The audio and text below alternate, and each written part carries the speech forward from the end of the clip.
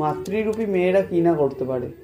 প্রয়োজনে সে স্নেহময়ী মা হতে পারে, আবার অসুর বিনাশের জন্যে রণসজ্জায় সজ্জিত হতে পারে। এমন একটি সত্যি ঘটনা আজকে আমরা আলোচনা করতে চলেছি।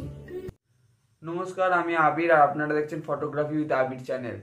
আজকে আমরা চলে এসেছি অল অ্যাবাউট সিরিজের একটা নতুন ভিডিও নিয়ে, যেখানে আমরা ইতিহাসের পাতায় বন্দি কিছু বিশেষ চরিত্রকে নিয়ে আলোচনা করি, যাদের আমরা কিছুদিন পরেই চলচ্চিত্রতে দেখতে পাবেন। তাহলে চলুন দেখে নিই আজকের টপিকে কে আছে। আজকে আমরা আলোচনা করতে চলেছি বাংলার ডাকাত রানীকে নিয়ে। হ্যাঁ, ঠিকই ভাবছেন, দেবী চৌধুরানীকে নিয়ে। তার বিষয়ে ইতিহাসের পাতায় বেশি তথ্য নেই, তবুও 1884 খ্রিস্টাব্দে বঙ্কিমচন্দ্র চট্টোপাধ্যায়ের লেখা দেবী চৌধুরানী গ্রন্থ থেকে তার বিষয়ে কিছু তথ্য আমরা জানতে পারি। সেটাই তুলে ধরবো আজকে আপনাদের সামনে। তাহলে চলুন দেখে নিই তার জীবনের ইতিহাস।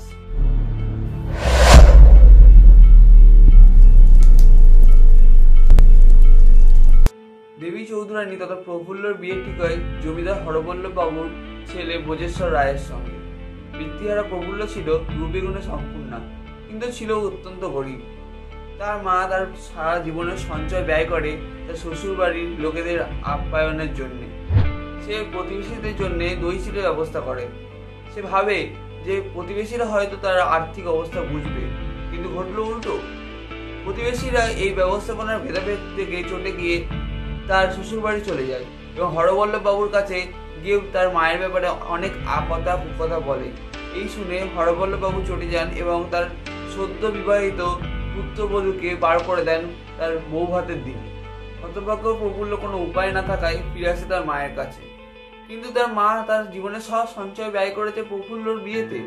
তারা এখন নুন আনতে পান্তা ফুরোয়, কি করে তাদের সংসার চলবে? এই কষ্ট দেখতে না পেরে প্রফুল্ল আবার ফিরে যায় তার শ্বশুর বাড়িতে তার যোগ্য সম্মান ফিরে পাওয়ার জন্য, কিন্তু তার শাশুড়ি মা তাকে ঢুকতে বারণ করে দেয়। তবুও তার লক্ষ্মীমন্ত আচরণ দেখে তার শাশুড়ি মা তার প্রতি একটুখানি সদয় হন এবং সেই রাতের জন্য তাকে তার বাড়িতে ঠাঁই দেন। এরপর এর থেকে বেশি কিছু করা তার পক্ষে সম্ভব ছিল না, কারণ বাড়ির কর্তার বিরুদ্ধে যাওয়ার মতো সাহস তার মধ্যে ছিল না। প্রফুল্লকে নিয়ে ভোজেশ্বর রায়ের মোট 3টে বউ। তার মধ্যে উল্লেখযোগ্য হলো সাগর। সে ছিল অত্যন্ত খুশমেজাজি এবং ভালো মানুষ। তার পিতার অনেক ধন সম্পদ ছিল, তাই বছরের বেশিরভাগ দিন সে বাপের বাড়িতেই কাটাতো। কোনো বিশেষ অনুষ্ঠান বা বিশেষ দিনে সে শ্বশুর বাড়ি আসত। প্রফুল্লর সাথে সাগরের আলাপ হয় শ্বশুর বাড়ি গিয়ে, এবং সাগর প্রফুল্লর সাথে হওয়া সব অন্যায় এবং ঘটনার সবকিছু জানত। তাই সে প্রফুল্লকে বুদ্ধি করে নতুন বধূ সাজিয়ে ভোজেশ্বরের ঘরে রেখে আসে সেই রাতের জন্য। ভোজেশ্বর ঘরে ঢুকে তাকে দেখে অবাক হয়ে যায়, প্রফুল্ল প্রণাম করে।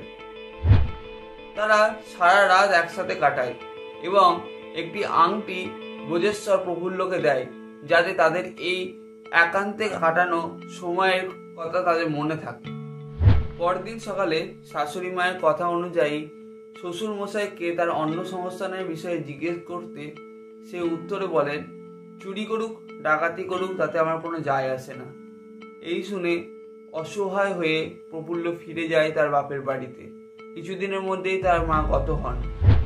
সদ্য মাতৃহারা প্রফুল্লর দায়িত্ব নিল তার পাড়ার এক দিদি, কিন্তু সে দিদি করলো কার? রাতারাতি প্রফুল্লকে বিক্রি করে দিল এক ধনী ব্যক্তির কাছে। সেই ব্যক্তি রাত্রির বেলা জঙ্গলের মধ্যে দিয়ে প্রফুল্লকে অজ্ঞান অবস্থায় নিয়ে যাচ্ছিল। কিছু আওয়াজ শুনতে পেয়ে বেয়ারারা ভয় পেয়ে পালায়। তারা ভাবে ডাকাত আক্রমণ করেছে। কিছুক্ষণ পর প্রফুল্ল জ্ঞান ফিরলে সে শুনতে পায় জঙ্গলের মধ্যে থেকে ভেসে আসা এক ব্যক্তির আর্তনাদ। সে কাছে যায়, গিয়ে দেখে মৃত্যুশয্যায় এক ব্যক্তি তার কাছে জল চাইছে।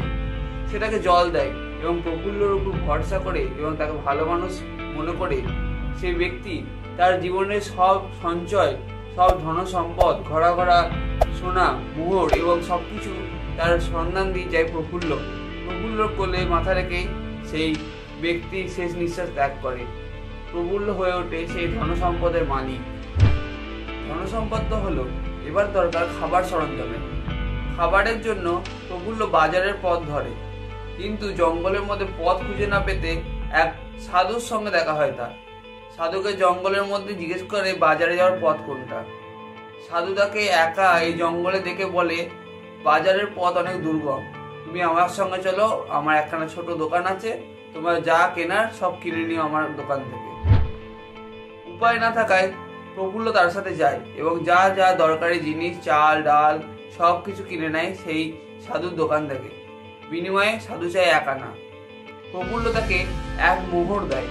এই জঙ্গলের মধ্যে 1 মোহর দেখে সাধু অবাক হয় এবং প্রফুল্লর ব্যাপারে বিস্তারিত জানতে চায়।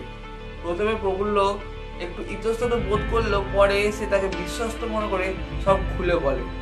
সেই সাধু আর কেউ নয়, সে ছিল ডাকাত সর্দার ভবানী পাঠক, সেই সময়কার কুখ্যাত ডাকাত। প্রফুল্ল এই কথা শুনে তার সম্পদ হারানোর ভয় পায়, তাও মনে সাহস নেই তাকে তার সাজ পোশাকের ব্যাপারে জিজ্ঞেস করে প্রফুল্ল কেন তার এই সাধু বেশ। তখন প্রফুল্লকে ভবানী পাঠক বলে যে ডাকাতির সময় যে সাজ পোশাক ব্যবহার করা হয় সেগুলো হলো দোকানদারি, কারণ এই দোকানদারিতেই নাকি অর্ধেক কার্য সৃষ্টি হয়। ভবানী পাঠক খুব সাধারণ জীবনযাপন করে। তিনি প্রফুল্লকে জিজ্ঞেস করে এই সম্পদ নিয়ে সে কি করবে, সে কি গরিবদেরকে সাহায্য করবে নাকি বাড়ি ফিরে গিয়ে বিলাসবহুল জীবন কাটাবে। প্রফুল্ল উত্তরে বলে তার বাড়িতে নাকি কেউ নেই, তাই সে ভবানী পাঠকের কাছে থেকেই তার দীক্ষায় দীক্ষিত হয়ে গরিবদের সাহায্য করতে চায়।